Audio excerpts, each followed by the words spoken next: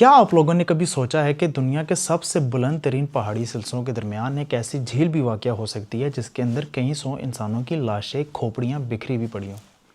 जी हाँ, मैं आपसे किसी हॉरर मूवी का, किसी हॉलीवुड मूवी का सीन नहीं बयान कर रहा, मैं आपसे एक असली स्टोरी की बात कर रहा हूँ जो कि रूपखंड लेक के बारे में है। ये एक ऐसी लेक है जिसके अंदर कई सौ इंसानों के स्केलेटन्स और खोपड़ियाँ बरामद हुई हैं। लेकिन सबसे अजीब बात यह है कि किसी को आज तक नहीं पता कि ये लोग कौन थे, वहाँ पर कैसे पहुँचे और इनकी डेथ कैसे हुई। तो आज की इस वीडियो में हम इस कहानी को कवर करने वाले हैं, तो मेक श्योर कि आप वीडियो को एंड तक देखें और मुझे कमेंट सेक्शन में अपने ख्यालात के बारे में ज़रूर बताइएगा कि आप इस वीडियो के बारे में, इस कहानी के बारे में क्या सोचते हैं। तो बिला किसी देर के हम स्टार्ट करते हैं आज की हमारी वीडियो। जी हाँ, तो हम बात कर रहे थे रूपखंड लेक की। ये वाक़या है इंडिया के उत्तराखंड के हिमालयाज़ में तकरीबन 16,000 फीट यानी कि 16,000 फुट की बुलंदी पर मौजूद है।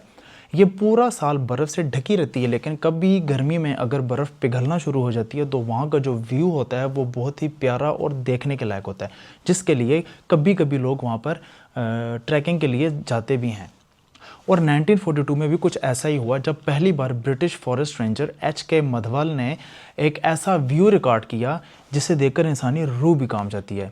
लाखों हज़ारों के हिसाब से हड्डियाँ, स्केलेटन्स और पूरे जो खोपड़ियाँ थी, इंसानी ढांचे थे, वो वहाँ पर लेक के अंदर, लेक के बाहर, आसपास हर जगह बिखरे हुए पड़े हुए थे।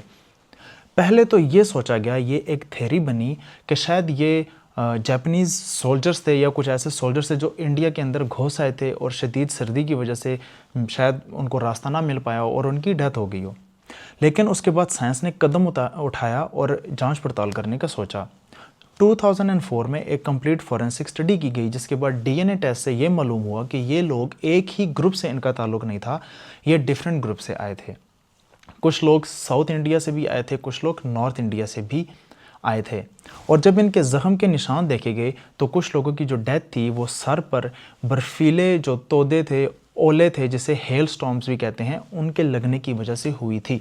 जी हाँ, इतने बड़े बड़े बर्फ़ के गोले या ओले जैसे आप कहते हैं कि जब वो इंसानी सर पर पड़े तो उनका अंत कर गए। लेकिन फिर भी यहाँ पर एक सवाल ये पैदा होता है कि आखिर ये लोग वहाँ पर करने क्या गए थे, कौन थे ये लोग, वहाँ पर आए क्यों थे? ये है आज का सवाल। कुछ लोकल लोगों के मुताबिक ये लोग पिलग्रिमेज यानी कि यात्रा पर जा रहे थे नंदा देवी के मंदिर के दर्शन करने के लिए।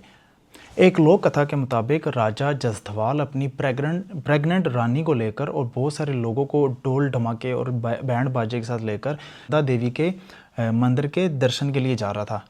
लेकिन नंदा देवी को उसकी इस बदतमीज़ी से बड़ा शदीद गुस्सा आया और उस पर आसमान से ओले बरसा दिए।